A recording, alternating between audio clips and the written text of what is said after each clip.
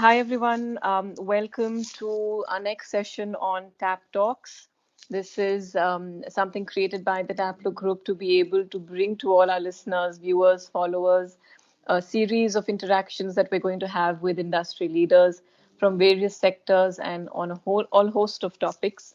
Um, uh, Today, we're going to be having a discussion and getting into a chat with a very senior professional from the automotive sector.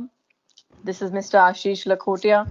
Just to very, very quickly introduce him, Ashish is someone who comes with a very large number of years of experience, over 25 years of experience with multiple industries and been in various leadership roles.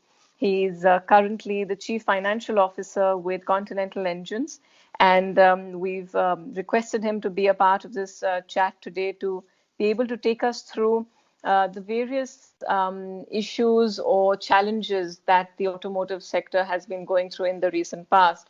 And in addition to that, the pandemic situation, which has also impacted the sector. Really want to talk to him about the challenges as well as the opportunities, for this particular sector. So, Ashish, welcome to Tap Talks. Thank you, Shaista. Thank you for inviting me to Tap Talk and giving a brief about me. Coming Right. straight to the topic of discussion, the automotive sector in India. I must give you a Absolutely. brief background of the same. India has a unique place in the automotive sector in the world. Mm-hmm. The Indian companies are number one in two-wheeler, Hero MotoCorp, number one in three-wheeler, Bajaj, number one in tractor, Mahindra, number Mm-hmm. one, of course, in terms of the number of vehicles being sold, Maruti Suzuki. So, we are there in everywhere. And to top it, even in the bicycle category, Hero Cycles is the number one in the world.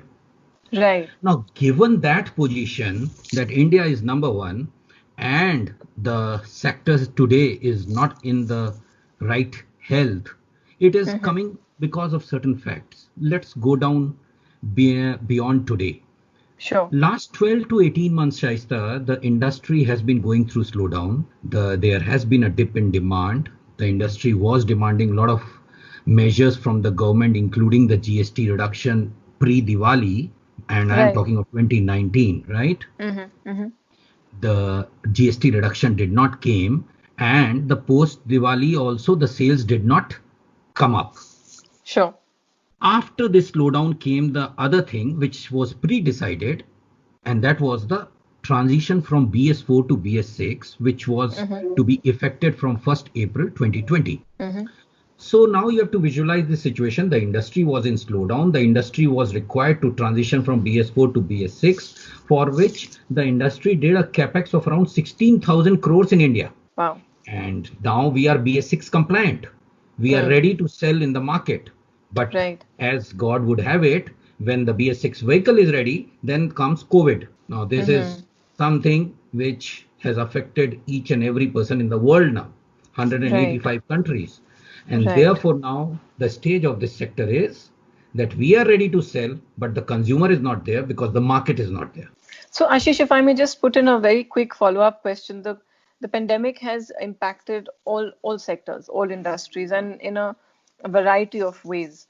What would you say have been, the top two or three impacts of the initial slowdown coupled with the pandemic that your sector is currently going through? So the most important effect of the slowdown and this pandemic now is that the consumer is now not there. Mm. And this automobile sector is totally driven by the consumer. So now Mm-hmm. the manufacturers are ready to produce, Right. but we don't have the consumer. And the consumer is not there because of two reasons. One, Mm-hmm. because there was huge pollution which was happening earlier, and therefore also the demand for the vehicles were coming down. And the second was the shared mobility. Right. Because Right. of shared mobility, the individual ownership of the vehicles had gone down. Mm-hmm. However, now the other side of the story is that what would happen after post COVID? After Right. post COVID, we expect as an industry that the two wheeler industry can have a good chance of increasing the demand, because the shared mobility, which was earlier a boon for the people, is now not going to survive because of the COVID. Right. And people would like to own their own vehicles. So two-wheelers look to be in little good shape, but Hmm. four-wheelers are going to be impacted. And that is Hmm. because the whole economy is going through a huge recession. Right. And because of that, the purchasing power of the people will not be there. We are hearing of layoffs, we are hearing of retrenchment, job losses in every sector. Hmm. Hmm. And that is going to affect the demand for the four wheelers. Hmm. And when we have talked so far, I have not covered one topic, which is the commercial vehicle. Sure. The commercial vehicle industry had been already in serious depression over the Hmm. last 1 year, because the demand was low, and therefore, the trucks were not being purchased by the owners because there was an existing fleet which was available. Sure. Sure. And further to top it, Shaista, what the Ministry of Transport had done was that earlier the trucks were allowed to carry 9 metric tons of load. They increased the same to 14 or 15 tons. So because of which the existing capacity got increased, Hmm. and Hmm. therefore the demand for the new commercial vehicle went down. We expect that this new commercial vehicle in post COVID era will not at all be there. There will be no demand because Hmm. the economy will be down, so there is no need to increase further capacity in this segment. And Hmm. therefore we have tough times, we have tough challenges ahead. And Sure. there is another problem which I must mention here from an auto component industry perspective, and Mm-hmm. that is that though the country became BS6 compliant in a record time, but Hmm. there are certain things in BS6 engines which are still imported, like the sensors, the transmitters from Italy, Spain, some parts from Right. China, the fuel injection pumps. So when the world reopens, we feel that the supply chain will be totally disturbed, and it will take a lot of time for the whole parts to come here to India, and then the entire vehicle to get assembled, integrated, manufactured, and then given to the dealer. A very So interesting tough times point, ahead. Ashish. Sure. No, Yeah. I completely see it. There are tough times ahead. But you raised a very interesting point, and two follow-up questions. One, you spoke of supply chain. So do you see or do you visualize supply chain really shifting from China to India? There's a lot of talks and a lot of news articles doing the rounds. What is your take on it? So there are two parts to this question, and there are two ways to look at it. Whether the existing supply chain will be disturbed, yes, because the whole trans shipments of the equipments across the globe has got affected. Mm-hmm. On the second part, which is whether new things would come shifted from China to India or some other countries. So actually, from an emotional perspective, I think even the heads of the states are saying, talking that, we no longer are going to support China. But, ultimately economics will also prevail. It is Mm-hmm. not easy to shift a production facility from one country to another, from one company to another very Hmm. quickly in this industry, because this industry is a highly technical industry. It Sure. takes 9 to 12 months to develop a part, then you have to get it tested another 3 to 6 months, and then you are ready for commercial production. So if at all any company wants to shift from China to India, it will take a good minimum of 12 months. There Sure. are Sure. anticipation of the same, and that is why I tell you for a reason for that. See, India post the 1991 reforms, all multinationals have opened their shops in India. They have a Right. feel of the facility, either manufacturing, governance, infrastructure of the country. So India's plus as well as minus are known to everyone in the world.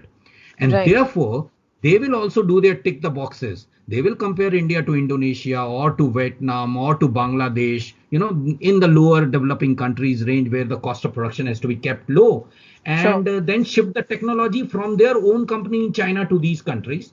But Hmm. a good 12 months, this journey is a good 12 months away. So one is the gestation period, Ashish. The other is also it's very capital intensive. So not every Yes. organization is going to possibly have the ability or the financial ability to be able to make this shift. Am I right in understanding that? You are absolutely right. It is an emotional decision as of now, which the people in the world are talking and thinking. It is easier said than done. It will take time, and big companies only will be able to take this huge shift. The Indian government has to also play a big role, And I tweeted to the Prime Minister as well as the Prime Minister of Japan that if India and Japan has so huge friendship, so why not, Japan makes India as its subsidiary base for all its manufacturing shifting, which has to happen from China. Now, these are the things, if they happen at tactical level, at the government level, company Right. to company, Shaista, these things will not happen. The heads of the state have to be, given a red carpet in India. They have to come with the CEOs of these giants, and they have to then shift the businesses here. It can happen. It can happen. So that in my opinion, Ashish, will be the silver lining for your business segment or even otherwise, out of this entire situation, wouldn't it be? Yes, it would be, and India needs this boost.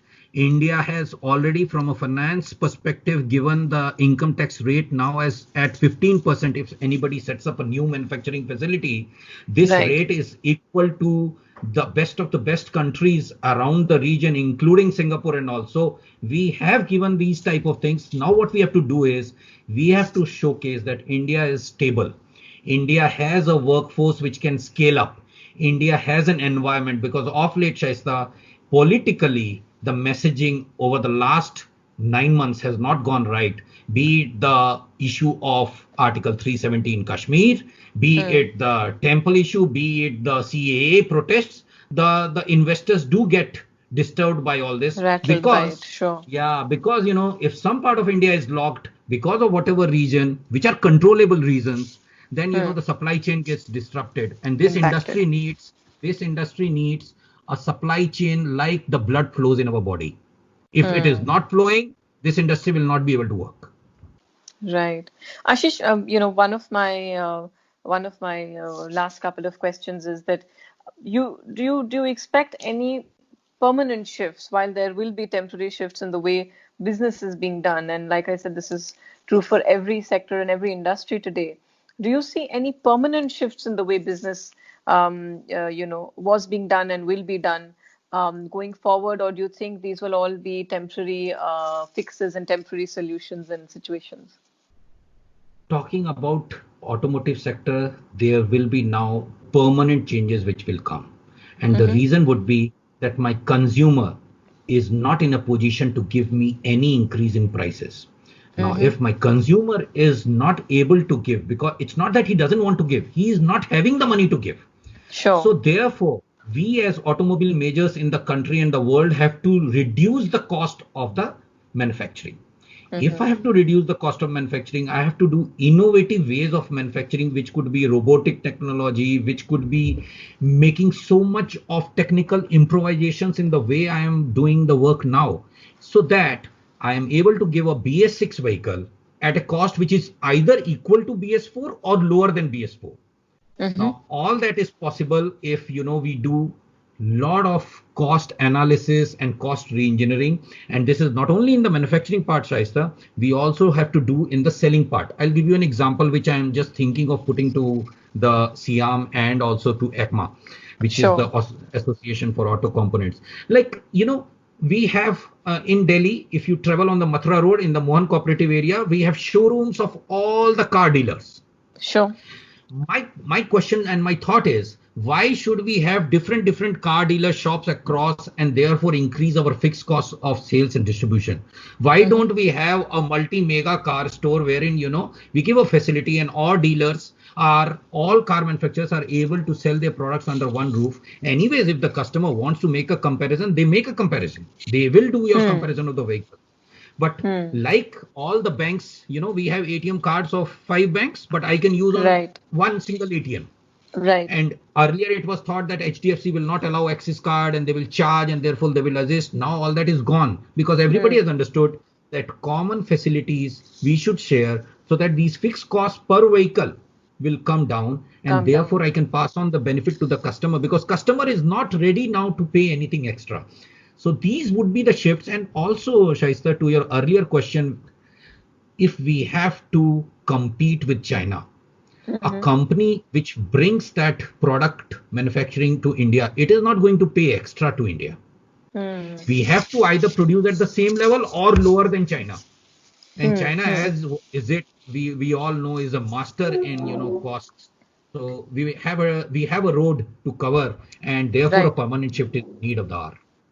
Sure, sure. Very interesting thoughts, Ashish. And just very quickly, my last question. The government has been seeing, trying, and we've seen the government talking about supporting various businesses and taking certain measures. How would you really rate the measures taken by the government for supporting the business? And what would your demands be maybe from your sector in terms of what the government really needs to do and what's the need of the hour? So from the government side, while we have specific sector demands, I'll first tell that the government only needs to preserve the personal disposable income of each and every Indian now. Mm-hmm. If we can just preserve the personal disposable income, then the buying capacity will be there with the consumer. And then the consumer, once this lockdown and the fear of COVID goes away, they will come to the market and do a bang. And hopefully by this Diwali time in 2020, we may have a good recovery in the market. Mm-hmm. The other part is the specific demands from the customer for this industry. We are yet to have the GST rate reduction. Shaista, it pains me to tell you that a Audi or a BMW is being sold at 28% GST, and even a scooter of less than 1 lakh rupees is also being charged at 28% GST. We really need to rationalize this. We really Wow. need to lower the GST rate for two-wheeler, three-wheeler, and in the four-wheeler also. Let's Mm-hmm. make it two, three categories. Under 5 lakhs car, X percentage of GST. And I'm not recommending the percentage because that is the job of the finance ministry to take a overall balancing. But there Sure. has to be slabs in four-wheeler also. That is one request. The other thing which is very important is the government, the MHA has given the orders that we have to pay salaries even if we are under lockdown. Now, Mm-hmm. paying salaries with zero revenue is a big challenge as of now, and therefore we want that if we can get some working capital support from the government at 4 to 5% of interest, we are not asking for free, then we can support the salary payment of these employees. And auto sector employs a good 10 lakh direct employment, 10 Mm-hmm. lakh Mm-hmm. direct employment. And if Right. we can give the salary to these people, the personal disposable income would be there in the economy, and which would drive further demand when the market open. Sure. No, absolutely valid thoughts there, Ashish. Ashish, any other thoughts that you might have to share with us, given the current topic of discussion? I would just say that there are three C's in today's world. One is cash, second is cost, and third is customer. So we Mm-hmm. will have to preserve all the three. As of now, the Right. customer is the most endangered species because the customer is the mankind and the mankind is under stress. So we Sure. have to preserve the customer with his income levels, and then we all in all industries, because auto industry can revive, the e-commerce can revive, everybody can revive if this customer exists in the market in the world. Absolutely. Couldn't agree more, Ashish. Ashish, thank you so very much for your time and inputs on the chat today. And thank you so much for joining us. To all our listeners, thanks so much for tuning in. And do share your comments, suggestions on the comments bar below. And stay tuned for more discussions of this kind. Thank you so much.